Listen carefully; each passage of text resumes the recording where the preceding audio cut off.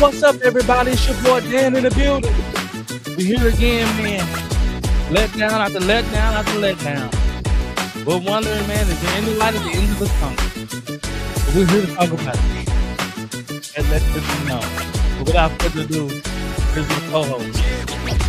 What's going on, y'all? And y'all sit back and make sure y'all drink y'all water. Let that be known.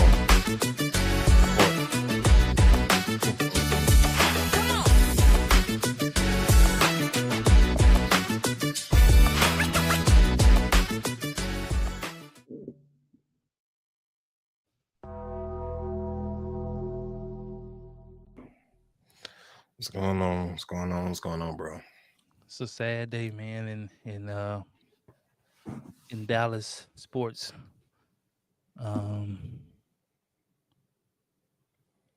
Both teams are sucking right now.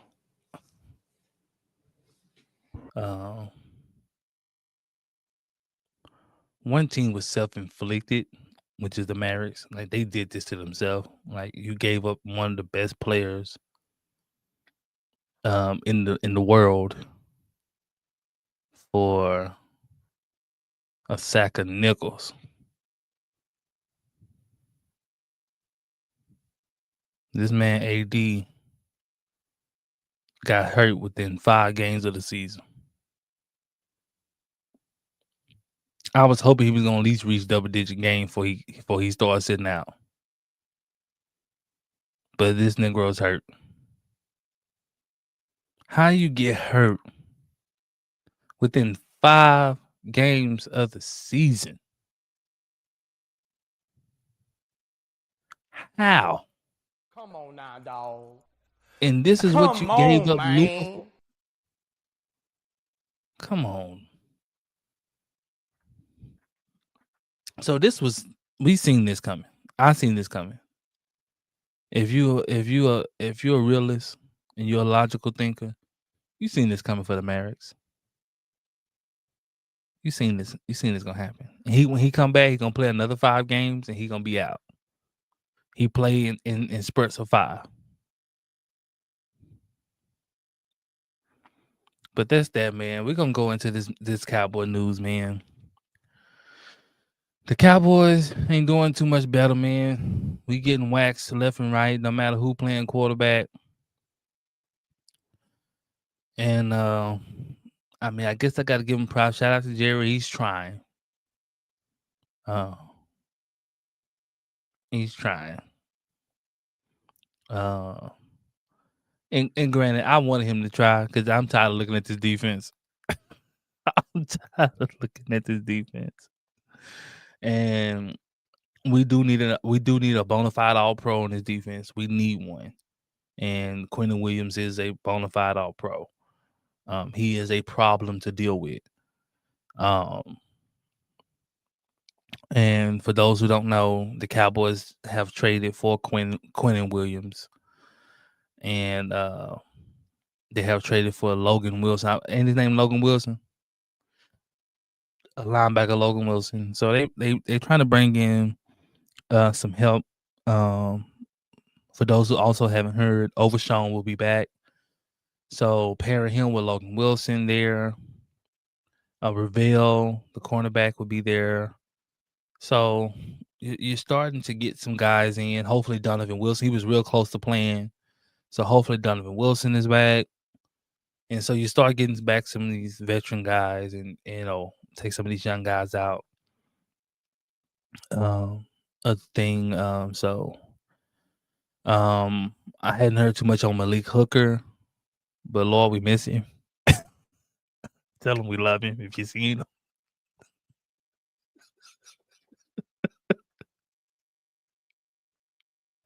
him. Man, shoot. Man. But Dallas made some trades, man, in hopes to, and people got to realize, we're not trying to get the defense to be an elite defense. That is not what you're going to have, right? That's not what you're trying to get. You're trying to get a competent defense.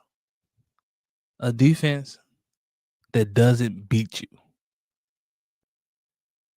right? The defense we played with last night, that's a defense that beat you. When you give up a 3rd and 18, you get up thirds and 15, 3rd and 20s, and you're doing that consecutively, that beats you.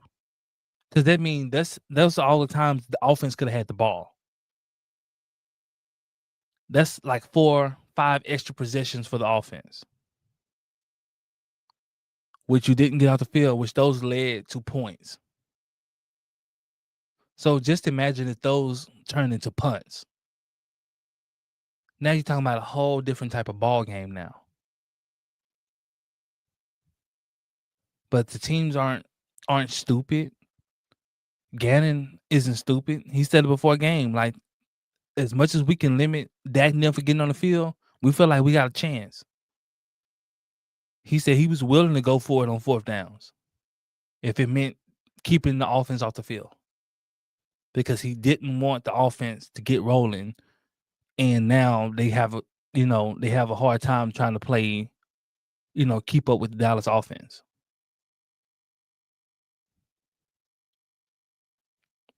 So, man, what you feel about the moves that the Cowboys made, man? I'm frustrated, man. Turn your mic up a little bit. Let us hear you. Can you hear me now? Yeah. I'm frustrated.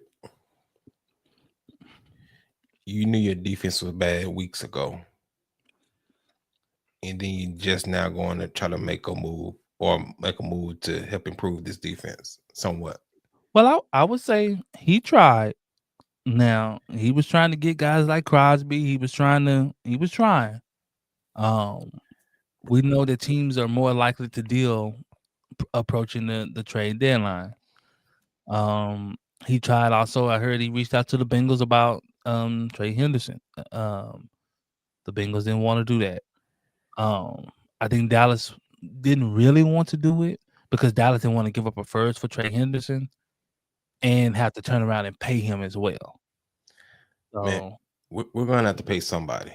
Especially if they're worth their salt, we're gonna have to pay somebody. We can't just keep pinching pennies all the way around. Talking about saving up, make sure there's enough pot for everybody. If you want a top guy, you're gonna have to pay. Ain't no getting around that. You keep going and getting these great value players, and that's what you're gonna get. You're gonna get great value results. I mean, granted, with he like that. No, he's like that. But my thing is, we waited till now. The season's cooked. We're cooked. Well, granted, Dallas tried to trade for Quentin We're Williams cooked. in all season. The Jets said no. I bet Steve and try to shortchange him. I bet you that. That's a high possibility. I bet they was asking for the same thing that they gave the Jets this time, and they conceded. And having that. But like, I think the two guys that they did trade for, good solid players, like you said, Quentin Williams. He is a beast. He is a monster. So you pair him with Kenny Clark up front. That's going to create some pressure. That's going to disrupt some things. It's going to go great against the run. And then we finally got somebody that's somewhat competent. Just competent. At the linebacker position, because who we have back there right now, stupid. That's what he is. Stupid. Just flat out, I mean, it's awful, man. I literally can't remember the last time I seen somebody play linebacker that bad. They need 10 yards, John. They in coverage. The linebackers drop so far back. Let the man catch the 10 yards and then try to come up and make the tackle. And I never seen a linebacker miss so many tackles in my life. I mean, you're a linebacker. You're supposed to be a tackling machine. If nothing else. Nothing else. That's what you're supposed to be able to do. That's what you're supposed to be able to do. When you think about Ray Lewis, tackling machine. He's known for knocking people out. Dick Buckets, tackling machine. Not here. Any good We are linebacker, man, they known for coming up, making plays, making tackles. plays, right? So I think with him, and I think me and Dan was discussing it earlier. Overshown is supposed to be back after the bye, so you pair those two together, that'll be an upgrade in what we've been seeing A all season. big upgrade. You got So a playmaker in Overshown who can make plays. You got a competent middle linebacker, and then you have a monster in the middle. That's a big upgrade. yeah, I just wonder, they're gonna bring Overshown back slowly, so just let him get his feet under him. I'm sure he's gonna be on the snap count, coming back. So, but I'm excited for him, man. To help us to build towards next year. Cause we still got Quentin Williams, I think, for 2 more years after this year. So that's a big help there. We won't have to be trying to sign him in the offseason. We can hopefully try to re-sign Pickens. But yeah, man, I like it, man. Is Logan Wilson, is he's under contract after this year? Let me Or check. is he? That I don't know. Let me pull up his contract. Let me see what his contract looking like. Let me go to Spot Track right here.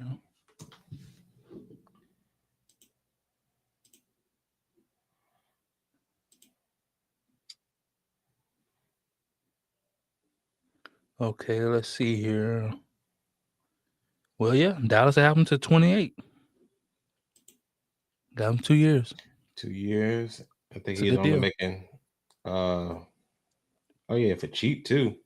His total contract was 36.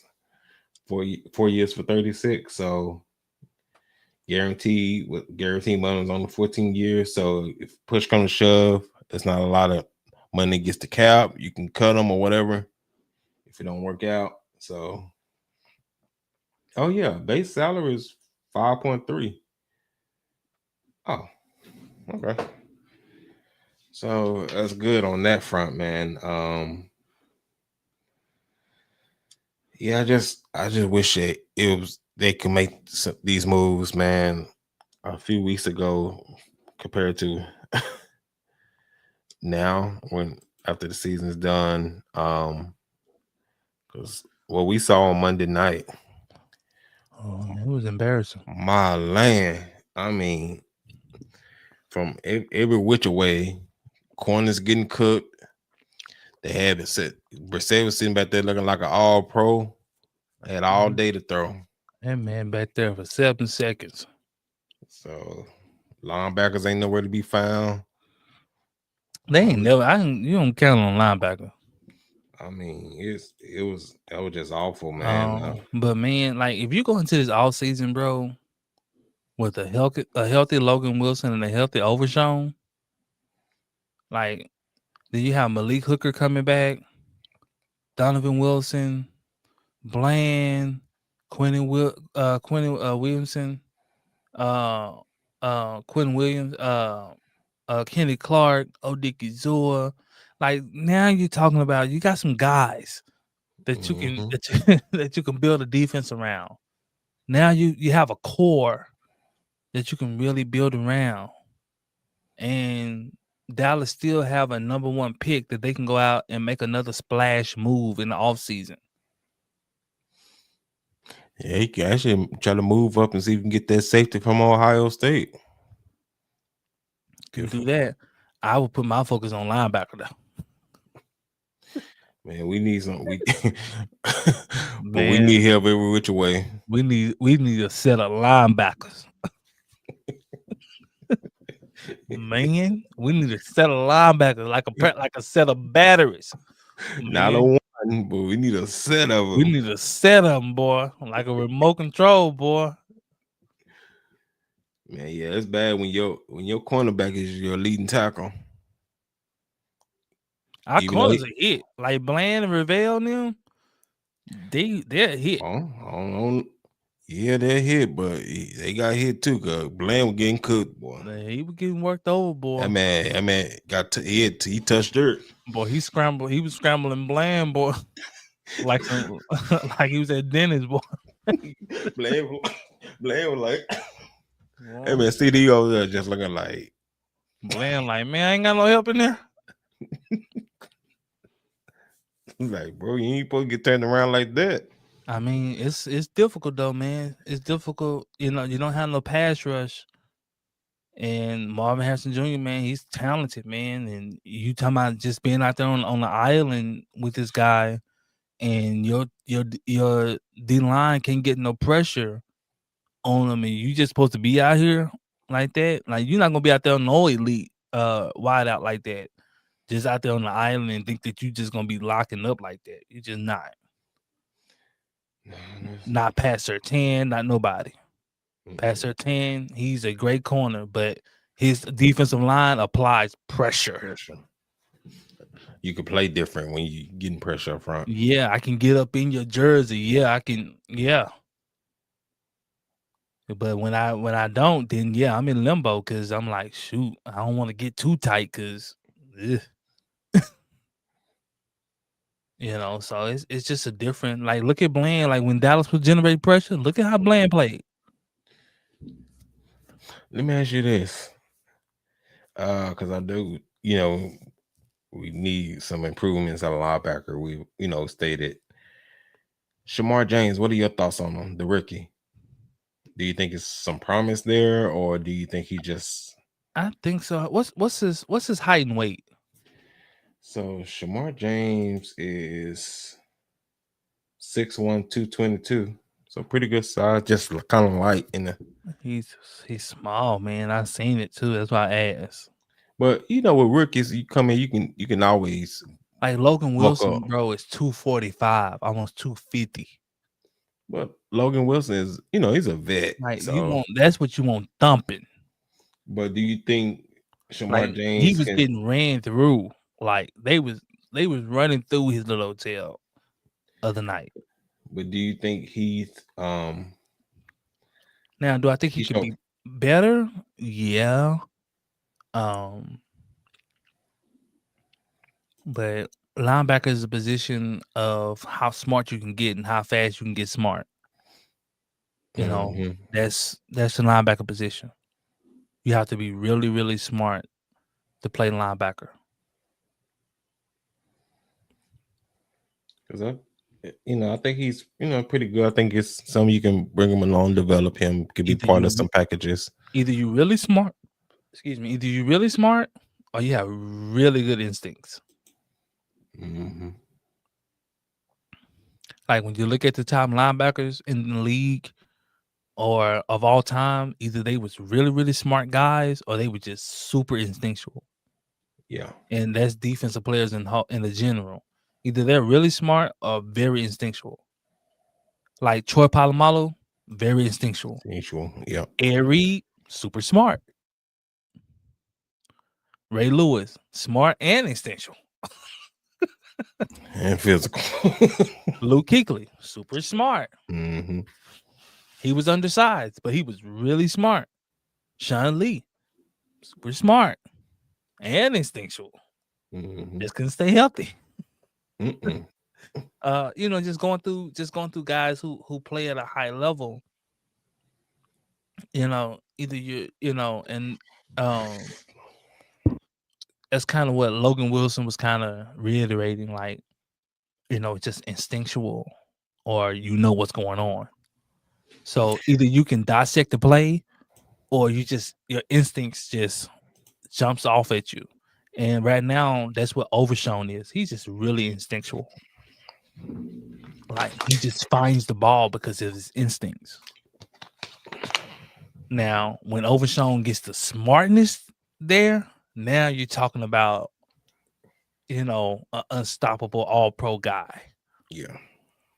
Right now, we just yearning for his instinctual presence. A guy who just gets it. Like, he just gets it. Blowing up screen plays. We seen that. Him pick off screen passes because of instincts. Like, Like, oh shoot, the line they ain't blocking. Yep. It's a screen pass. Yeah. Right? But we don't have that. We got guys who will still blitz and fall right into the trap. Now you're out there on the thing, and now the little cornerbacks, they sitting back there like, I don't want nothing to do with this. And I don't blame them.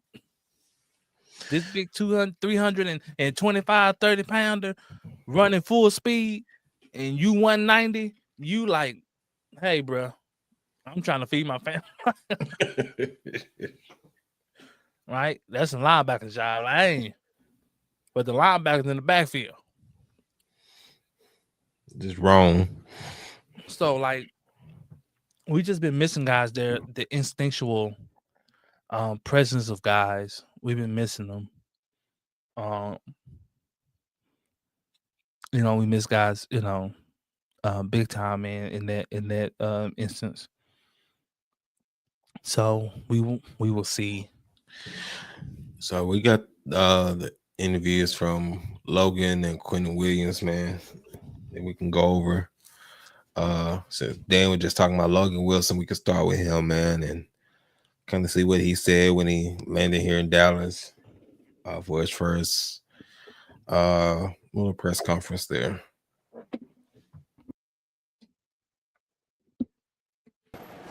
Logan, your thoughts on the trade?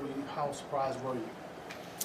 I had an idea that it was going to happen. I wasn't sure when it would fully go through, but I kind of woke up this morning, got the call from Zach, my head coach in Cincinnati, and told me that they were sending me here, and went in and said my goodbyes to all the people that poured into me, and I helped pour into them, and so it was a tough goodbye, but it's time for a fresh start, and so I'm excited to be here.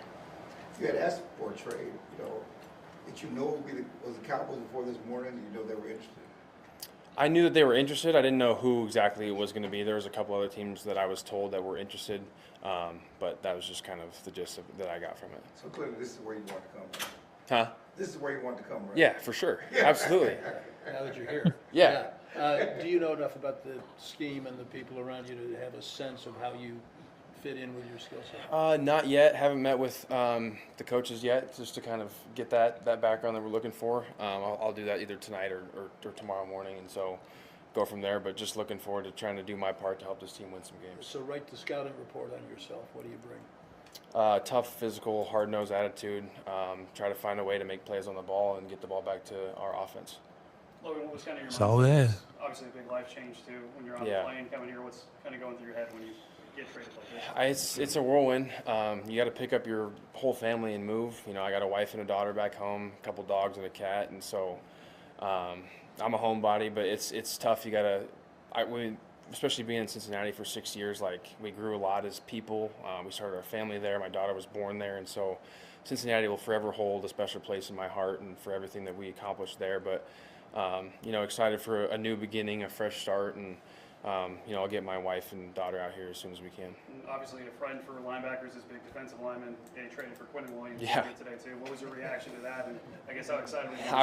I saw it on the plane here actually, and I was like, okay, I don't know much about the guy. I just know he's That made you want to come for show. Play behind him is going to be a lot of fun. So looking forward to it. Everybody will play behind Quentin Williams. Something gonna be open. Mentally, you're kind of going through the process of, hey, I'm probably going to be departing Cincinnati this home. Did it help in the sense of when you got that phone call this morning, you had already been processing that with the family?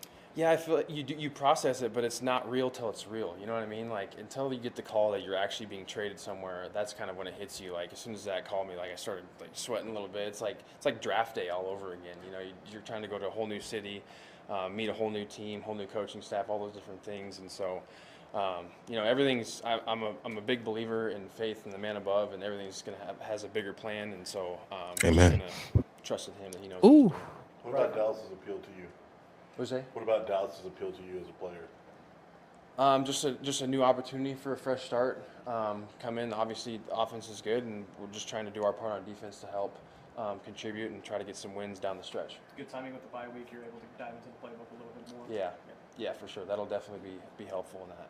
Brian Schottenheimer was just talking about how eye discipline with you stood out on film to him. What goes into preparation for you during the week so you can read and react? Yeah, you got to understand your keys. You got to understand formation tendencies, who can flash back across formations that changes run gap fits, and all those different things that go into that. Yes. A lot of that comes with experience. I played a lot of football, and so just understanding how teams are trying to attack you, by watching film and going from there. How difficult was it to not play as much or here lately for you as a guy who played all the time? Yeah, it was weird for sure. That was just the nature of what we were dealing with. But I made a promise myself that I wasn't going to change who I was. I wasn't going to stop pouring into the rookies just because they were playing over me. I wanted to continue to be my legacy as a person was more important to me at that point, and so I made sure I was doing everything I could to pour into them. Any questions they had, I was an open book, willing to help them learn, elevate their game. And it was tough, but it was just a part of my path, and so it ended up being here, and I'm excited to be here. Was it a calf injury that you had been dealing with? Mm-hmm. Yeah. Everything good there? Yeah, it'll be good. The bye week will definitely help for sure. Yeah. You play for the Wyoming Cowboys. I think your nickname is the Cowboys. Yeah. It's kind of weird to be here too. Yeah, it is. Yeah, it's like, going from being a Cowboy and then going to Cincy and then come back and be another Cowboy at this level. It's pretty surreal. It's awesome. Going back to the vision kind of concept, that's one thing they talk about is your anticipation. How much of that is scheme dependent, being in the same scheme for a while, and I guess how much of an adjustment would it be to come to a new scheme and a new defense? Yeah, I wasn't a new scheme this year with a new defensive coordinator in Cincy, but the past 5 years I had the same defensive coordinator with Lou and Aruma, which obviously helps. Whenever you have continuity within a scheme, you can find ways within that scheme that you can improve at, and so that certainly helps. But understanding how offenses are trying to scheme against you and how they're trying to attack you, that stuff doesn't really change. It's just trying to get to understand based on what we're in, how they're going to try to attack us off, that kind of stuff. So just getting in the playbook and understanding what we're trying to do. Where did you learn kind of how to attack that kind of part of it? What an offense might do to you? How did you learn to game plan yourself in that regard? Yeah, I just feel like the more through experience more than anything. It wasn't like my rookie year I understood all that kind of stuff. Just the more you play, the more you understand how teams are going to try to attack you based on what you're in, and understand your weaknesses, because sometimes you're not in the best coverage versus a certain pass concept that they throw at you, and that's just the nature of this game. And so you got to find a way to survive the down. What do you do now? Do you stay in here for a little bit? You going back home? As far as I know, I'm gonna stay here for like a day and then kind of go from there and see what that is. But then we'll try to get in the playbook and start learning the scheme. Have they given you the iPad yet? Or not yet? Okay. Not yet. Even Flus, give it to him. Speak it up. That's where we're heading out. There we go. Thank you. Thanks, guys.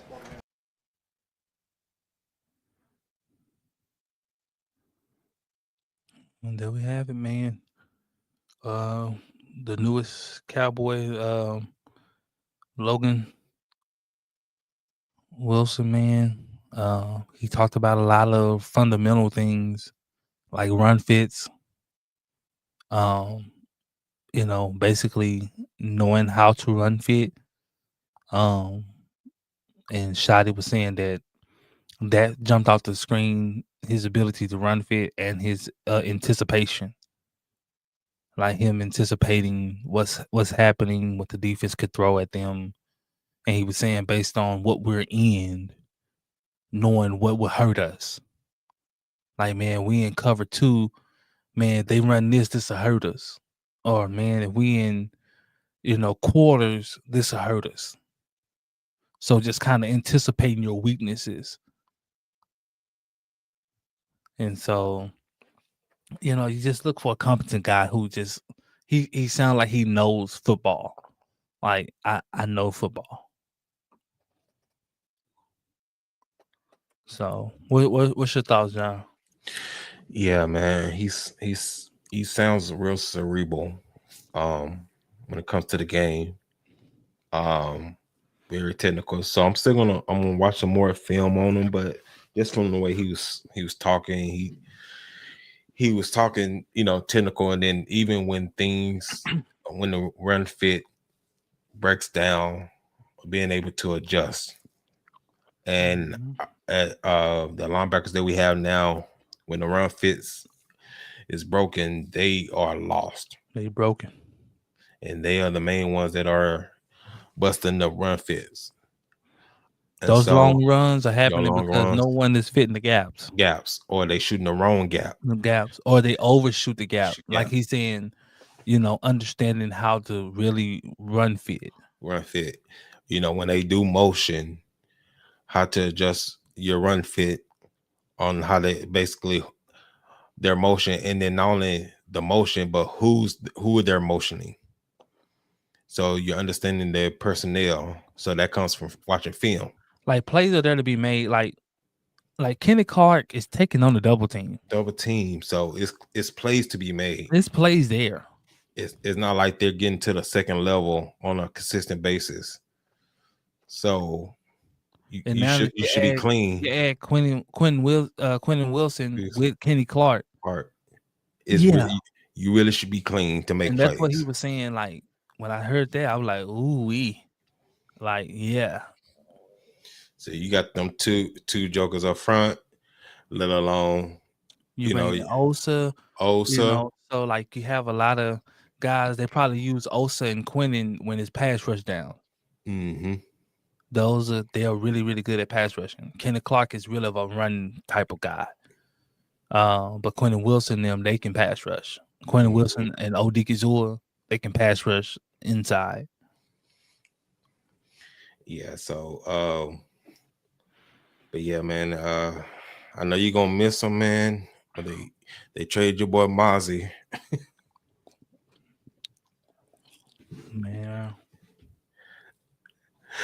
I don't want to see how they took him, but I guess because it's an expiring contract, maybe. But expiring contract, and they just understand, and shout out to them. They understand they're in a rebuild. Mm-hmm. So they did a fire sale. They just fire saled everything. So for you to sit there and try to hold on to these players and selling false hope. Like, oh yeah, man, next year, yeah, next year you're gonna be trash. Trash. That's a fact. Like y'all just don't have the culture or the pieces to even be better at now. First and foremost, gotta get a quarterback. Got to find a quarterback. Second, you have to, and this is what happens when you pass on my guy Shedeur Sanders.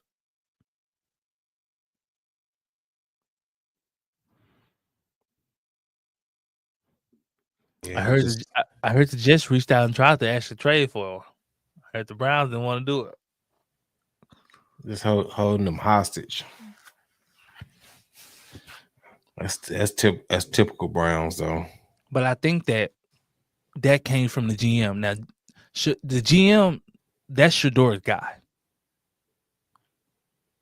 Kevin Stefanski, Dylan Gabriel. But he is dead set on Dylan Gabriel. He has no choice because Stefanski is dead to rights either way.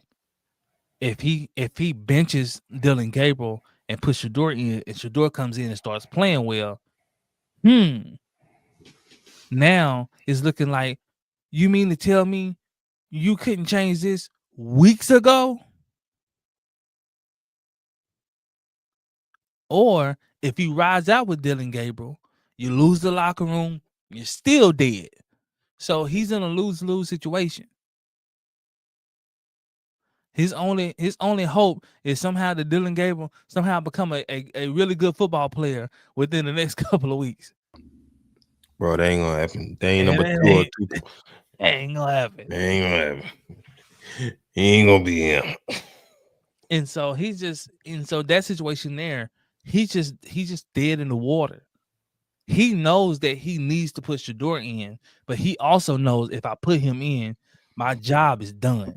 Because if Shedeur comes in and balls out, ain't no way Stefanski is gonna stay there. Because their relationship is already corrupt. That's fact. There's no way they're gonna ever be able to coexist of the stuff that's been said and the stuff that's been done. You're not gonna be able to take that back. He won't even address the guy by his name. Whenever they ask him a question about Shedeur Sanders, he always reverts it and make it a team thing. But when he talks about Dylan Gabriel, he addresses Dylan Gabriel. When they ask him, well, you think that Shedeur will be able to get some first team reps?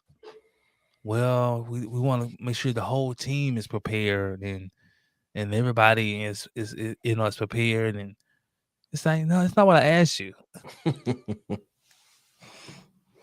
For those who don't know, your second string quarterback is supposed to get at least 20% of first team reps, just in case he has to go in. And all the scout team reps. Just in case Dylan Gabriel gets hurt or whatever happens, if something happens, he ain't dead. Shedeur ain't like, bro, I didn't practice with them. He's not hardly getting any reps. He's getting zero. He's getting 0 first team reps. That's the reps that matters, so that he could be prepared just in case he has to go in. That means he's been practicing the game plan, so he can be up to speed of what we're doing, what we plan on doing this week. What's the goal? Everything. What we're trying to attack here, what we're trying to. You want to include your second string in on that, just in case they have to actually play.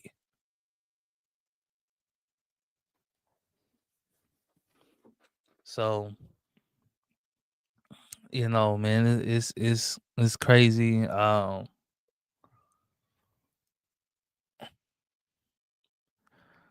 He's threatened. I'm gonna say, if Shedeur gets in, he balls out, you're gonna lose the team. It's gonna become Shedeur Sanders' team. It just is.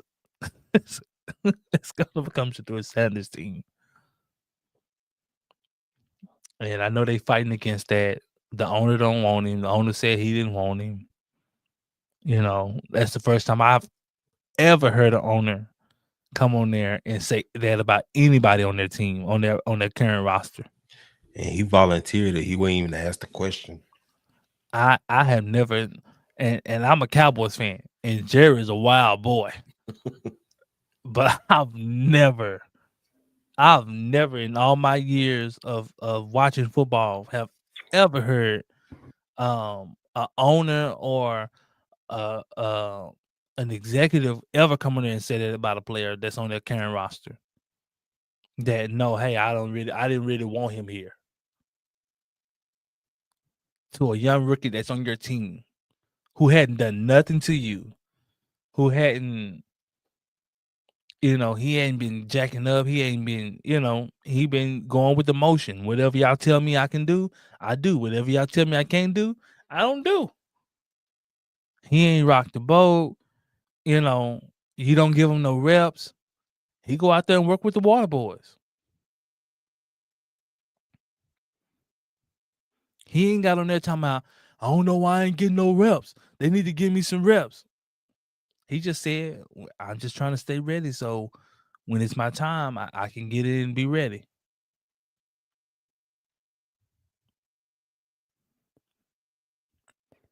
Oh, that's a whole travesty up there, man. That's a whole thing there. You got a coach whose ego is trying to be right instead of trying to win. It's only one way he can save his job. And it's going to require him to put his ego to the side. He's going to have to put Shedeur Sanders in. And he's going to have to go on the record and say, I was wrong. This kid is legit and I should have been playing him. I don't even think that saves his job. I think he's cooked either way. Even if he does do that. Cam Ward and Shedeur Sanders were the top 2 quarterbacks all throughout the season last year. They were the top 2 quarterbacks. Shedeur was ranked as a first-round prospect all last year. Dylan Gabriel was nowhere on anybody draft boards. No, that was Tua 2.0. which is proven to be true. He a 5th, 6th-year senior. Come on, man. That should have been a red flag there. Drafting somebody that's a 56-year senior, and then with a small statue, not a big arm. Like, what was y'all looking at? Yeah, I don't know what they was looking at, bro. But yeah, like I said, I think he's cooked either way. It ain't a matter if, it's just a matter of when. I don't know if they're gonna let him finish out the season, or if they're gonna, get to a point and just like, bro, you can't be this way, especially with that defense that Cleveland has. They got some monsters on that side of the ball. They are playing they tails off on that side of the ball. I think they're like top 3, like a top 3 defense. Yeah. And This is you why want to Cleveland's be, in every game. yeah, it's like you want to be so stubborn that you have. But This is why Miles Garrett is blowing his top every time. This is why he's going off every week. You're getting a Miles Garrett showing where he's just losing it on the sideline because he's saying, dude, help us out. Give us a shot, actual shot to win. Mm-hmm. Play the kid. What else could possibly go wrong? Then was already. But he come in and he sucks too. Why not exhaust everything that we can exhaust?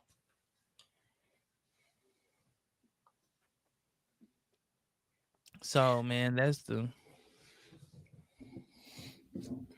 in a nutshell, man. But I heard that Dylan Gabriel was pissed off that Shador is getting all the recognition from Nike. He a backup guy, but because he's saying that how did he getting recognition over me? Because not only am I starting, but for those who don't know, Dylan Gabriel went to Oregon. Yeah, kind of got direct ties to the Nike guy. For those who don't know, the CEO of Nike is an Oregon. He's an Oregon guy. So he's saying with those ties there, how am I not? Well, for one, Shador got an actual deal with Nike. He has a deal. He's been having a deal with Nike, but and let alone your father and his deal with Nike, and the resurgence of his shoes coming out with your fire. I wish I had me a pair, because he's been coming out with some colorways, man. That is some heat. But let alone Nike ain't stupid. They see it. Right? I get like then it's a marketing thing at this point. It's like, yeah, you started, but this is where the attraction is. This is where the bread at. Shador's ability to make off schedule plays is what they're missing, because the Cleveland Browns, let's just say it, the offense don't have a lot of talent. They don't have a lot of talent at receiver, and they got a rookie running back. You need a quarterback who can make off-schedule plays. That means they can make something and dissect something when something ain't there.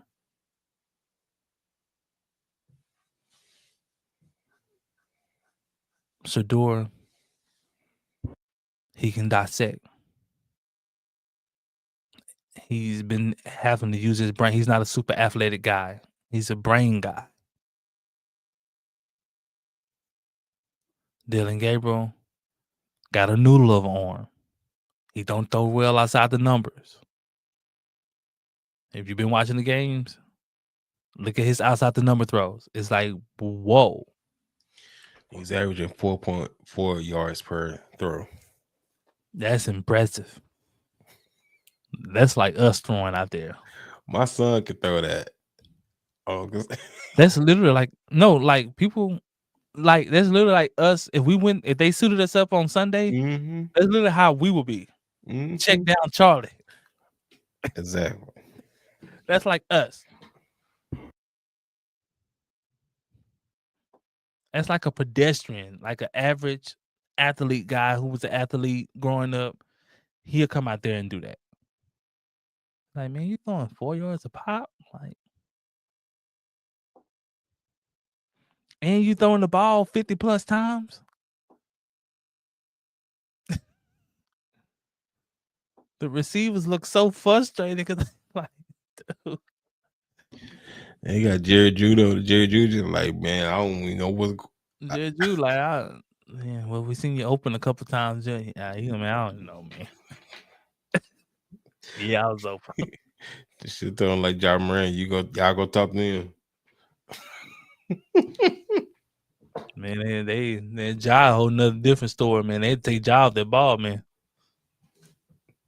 He told Ja go there sit down somewhere. They bench Ja, man. Ja out there shooting threes, like. Ja, come over here. But I'm good. I'm good in my city. No, come on over here. I knew this was gonna happen. I kept telling people, I said it's gonna catch up with him because he's gonna have to change in order for him to last. He's got to change the way he play. Now, the way the Ja plays, he's an acrobat that needs to get inside to the rim. But him doing that has caused him a lot of injuries. The only way he's gonna have to last is if he becomes a jump shooter, that he gets a jump shot to where it opens up his driving lanes more. And he's been trying to shoot it, but it ain't been there. Still broke. So the coach pulled him and put him on the bench. Or coach been having him play off ball.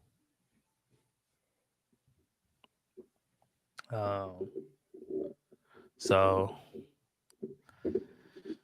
it's just a lot of things there. Morant he has to evolve his game. He just has to evolve his game, man. And if he wants to last in this league, he just has to evolve. Okay. Does this happen in Memphis or does this happen somewhere else? I think eventually he ends up probably leaving or getting traded. I think right now it's more so of a power struggle because you have a new head coach and all he's really trying to do is hold Ja accountable. I think it's too late. You let him get away with too much. I mean, it's true because Ja's been doing what he wanted to do. He get charges here, charges there. He's in trouble off the court. Oh, that little pistol right there. He do what he want to do in the game. And, and so the coach is like, bro, we're not going to win with you being like that. We need you to be more efficient. Like, if you're going to shoot, like, we need it to be efficient. Like, don't come out here and shoot 6 or 7 threes and you hit 2. Like, yeah, so along with him not developing and evolving as a player, especially with your shooting, I think they had enough, and that suspension was the first sign of them phasing or moving along from Ja. They're not taking it anymore as far as this type of behavior or what he said especially going along with your play, because it's not producing anything. Y'all haven't won anything. Y'all haven't won any playoff series. Y'all haven't got to the Western Conference. They haven't got to the Western Conference Finals, right? I think once. But that was long ago. So all this stuff off the court, then on the court, you still haven't developed far as offensively with your jump shot. You can't keep going in here flying and then you halfway break your back and then you out. Because just think about it like this. Outside of Ja explosiveness to the rim, what else does he bring you? Nothing. He's not a lockdown defender. Can't shoot. He's not a big time playmaker. So that's what the coach is looking at. Like, how can you impact his team? like you're not really impacting us in a very positive way. Mm-hmm.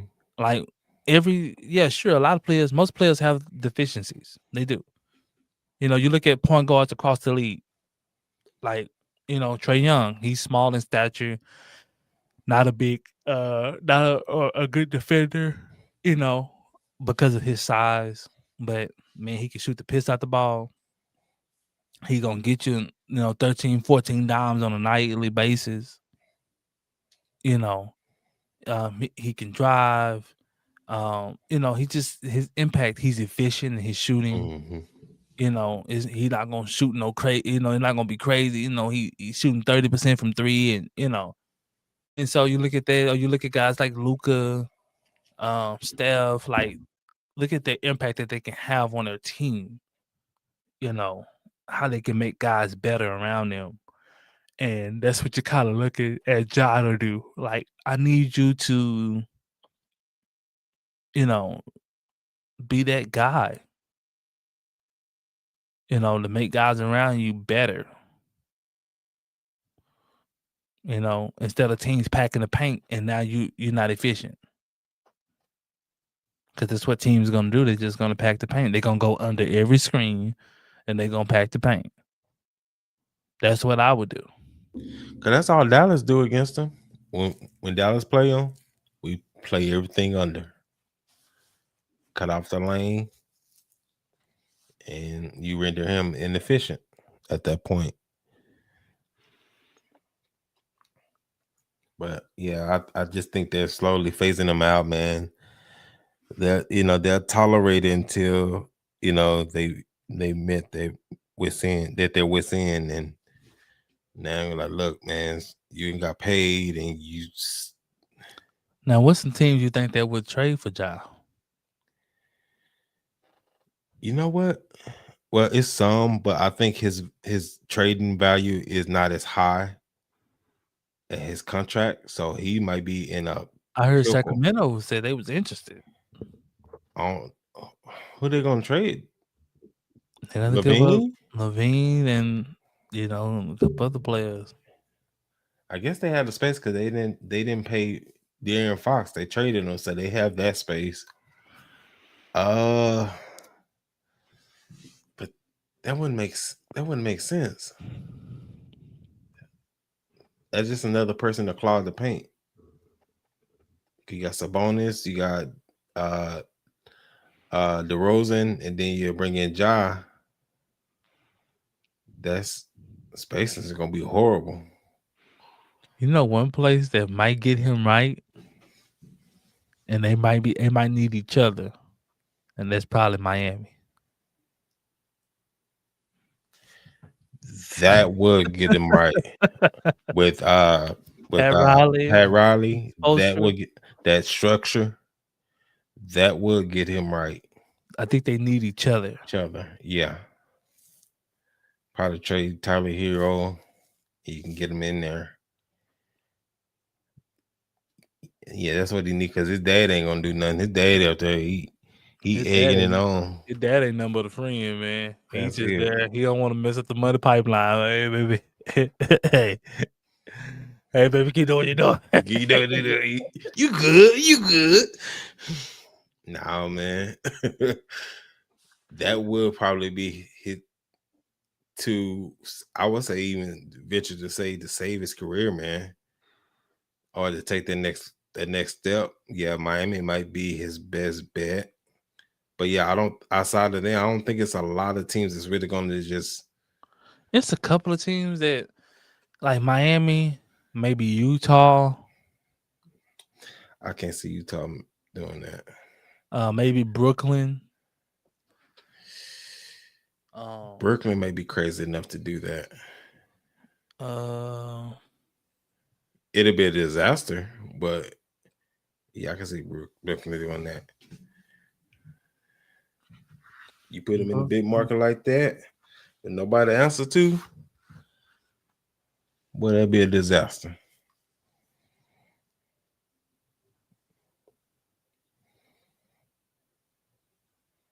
Yeah. Or Toronto. Get them out the country, man. Nah, that man been touring Toronto up, boy. Get him over there with Drake. That boy be up there terrorizing Toronto, boy. Get him away from this young boy influence. No, man. Every young kid want to be an NBA young boy. I think my boy Charlton White said the best. He said people have been he said the NBA young boy experience has been one thing for people to clash in because it's one place where all the slow individuals been able to go and party. He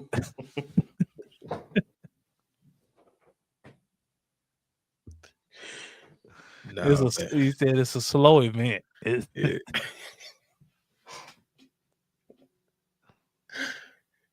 Nah, man. Yeah, I know they be on our head by NBA young boy. I know that people crazy about him, boy. Yeah, man. He looks slow though. He do. He do. He always like this.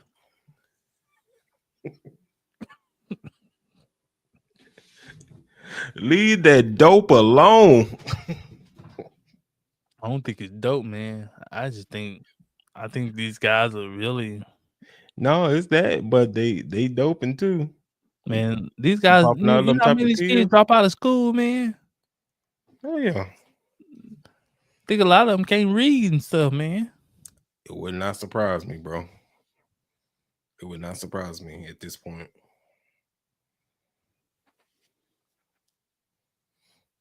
And it's sad, man. We getting all about topic, but man, it's sad that these are the influences that our young kids have to look up to. Mm-hmm. Our young boys and NBA young boy and people like that, and for our young ladies is Sexy Red and Meg Thee Stallion and Cardi B and all those guys. Like, and this is what happens, man. Like when you're an artist or you're an entertainer, they only let the ratchetness have an influence. When they give you money, or if they're gonna give you the fame, they're gonna only give the people the fame that can tear down a culture, a people. They never give the fame to the people that can actually help the culture, or that can actually be some type of a role model to the culture. They give the fame to the most ratchetest people that they can give it to, and allow our young generation to cling on to this mess. And they think that this is okay. They think the way NBA YoungBoy is okay. They think the way that Cardi B or Sexy Red or any of these people, they think that it's okay. Like this is, it's okay to act this way. And then wonder why people call you ghetto.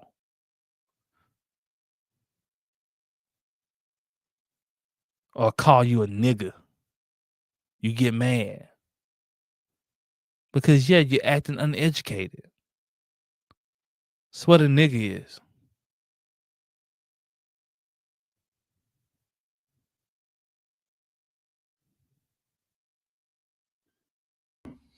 Now, this culture is cooked, man. It's cooked. When you celebrate ignorance, and you exalt ignorance, they don't even give the fame to like a J. Cole or to a Kendrick Lamar or people who actually talking with something of a substance. They're actually talking about something. They give it to people who talking about killing, or all the women talk about is sex. That's it. Sex, being prostitutes. That's all they talk about. Be a prostitute, be the best prostitute you can be. And then all the guys are talking about that they give up to our young generation is trying to be gangster. That's a fact. Versus when we grew up, you had a lot of more artists with substance. They actually talked about something. When you had like Tupac and, you had Ice Cube and Scarface and, all they talked about actual things. You don't hear song like that. You won't hear a song like Dear Mama no more. Keeping your head up. Head up. You don't hear songs like that no more. Songs of substance that actually mean something. Brenda's got a baby. All that stuff. You don't hear stuff like that.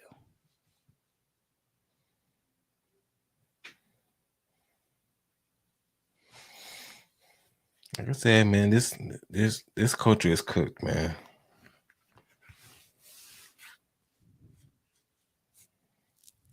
It's cooked. Yeah, man, just pay attention to that, guys. Like, man, the one they get a fame to, man, is generally the worst thing for us. Whatever's easy is generally what's bad for you. Just like fast food. It's so accessible, it's cheaper, but it's a slow killer. That's all it is.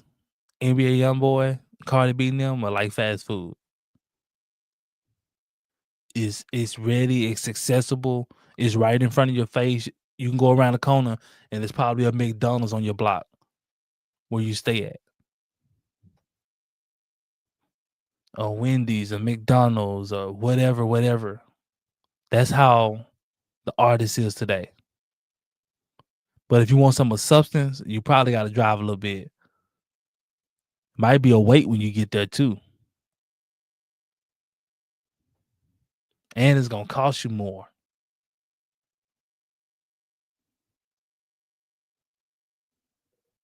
Going to the gym seems to be stressful. Don't have time for it.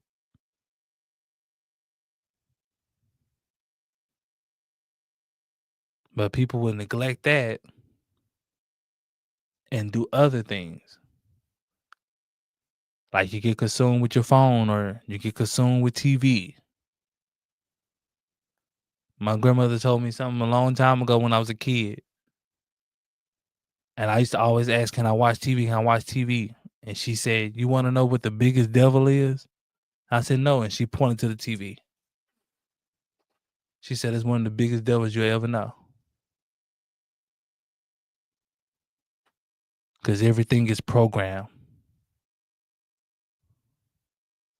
It's conditioning you.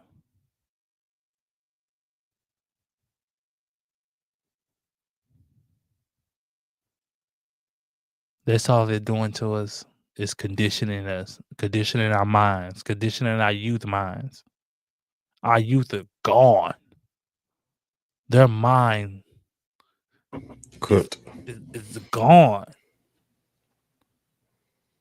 You ever meet a people with no reason, no ration ability?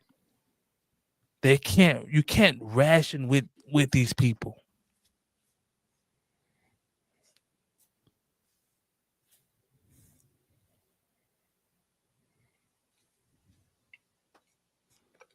But I can't even say we need to do better because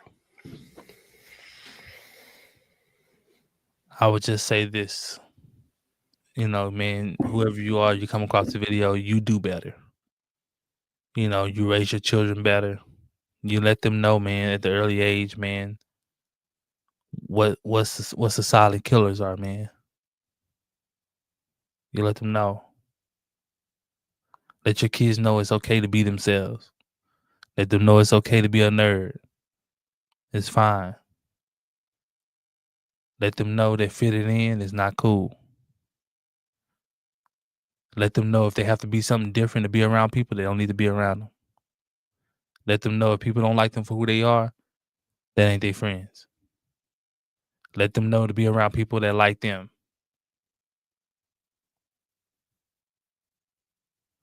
Because if you're around people that don't like you, you're gonna have to continue to try to prove yourself to them or try to be something that you're not. And you're gonna end up finding yourself in trouble. Because your real friends don't want you to crash out. Your real friends tell you chill out.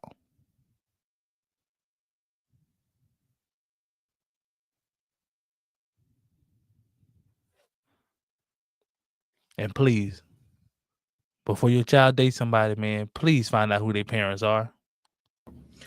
Say that again. Before your child dates somebody, if your child is at the dating age, please find out who their parents are and get to know them and how their philosophy is of how they believe in raising their child.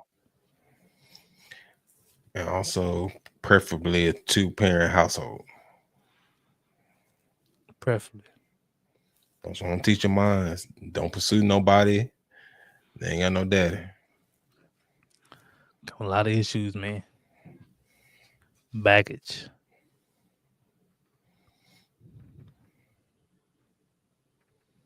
Mm-mm. You know, so man, just give you a little game, man.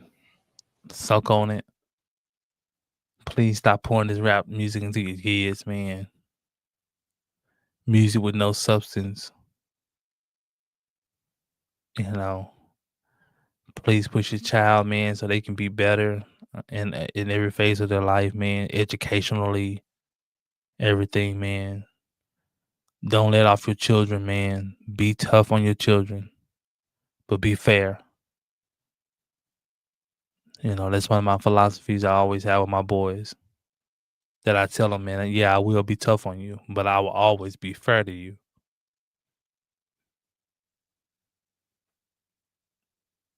And that's what a lot of our generation is missing. Fathers like that. There are no more tough fathers out there. Right now, father's either your friend or he's either on the outs where, you know, he ain't got that much say so. He dealing with baby mama drama or his baby daddy drama is craziness. There's not a lot of fathers in home who the child come home and see every day.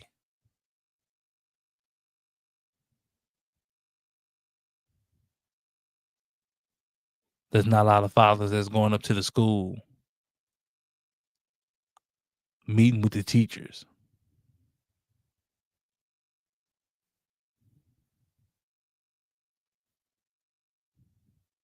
So, man, this is a cry out to America, man. We have to do better, man. We have to do better. America is the way it is because of the way our youth is.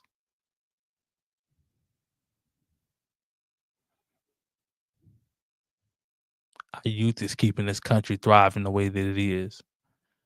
The prison rate is so high because of the way our youth is.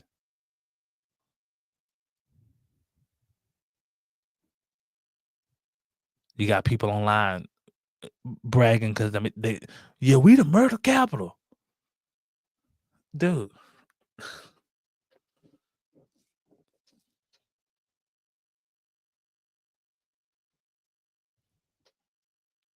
Like, that's what I mean. Like, we gone. Like, my mind's just gone.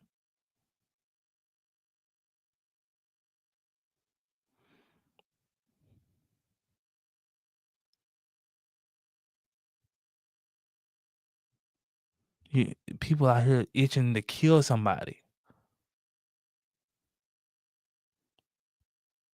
When you have a gun, you're hoping that you don't have to use it.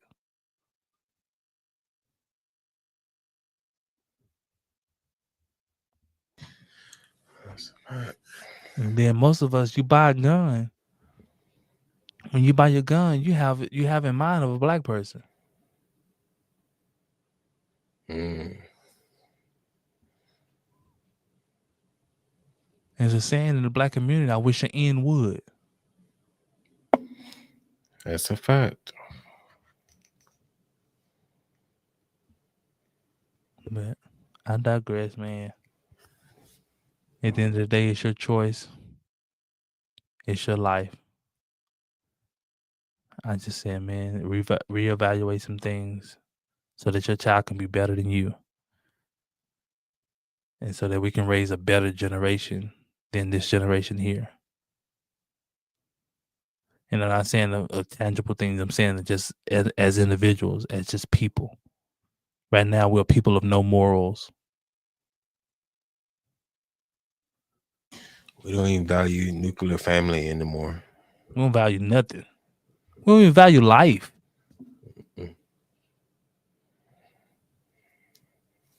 So, man, it is what it is, man. I said it on this podcast because this is Let That Be Known. And we will always give y'all the truth, real spill, whether you like it or not. Got a problem with it, hit us in the comments, man. We will respond back to you. I promise you I will. I will respond back to you. So hit us in the comments, man. If you have any questions, any statements, it's all love at the end of the day, man. It's nothing personal on this podcast. Remember, we don't know you. Nothing personal. So it's nothing personal, man. But remember, man, it costs you nothing to hit that like, share, subscribe button. Remember, follow us on all social media platforms to be known. And man, until next time, peace out.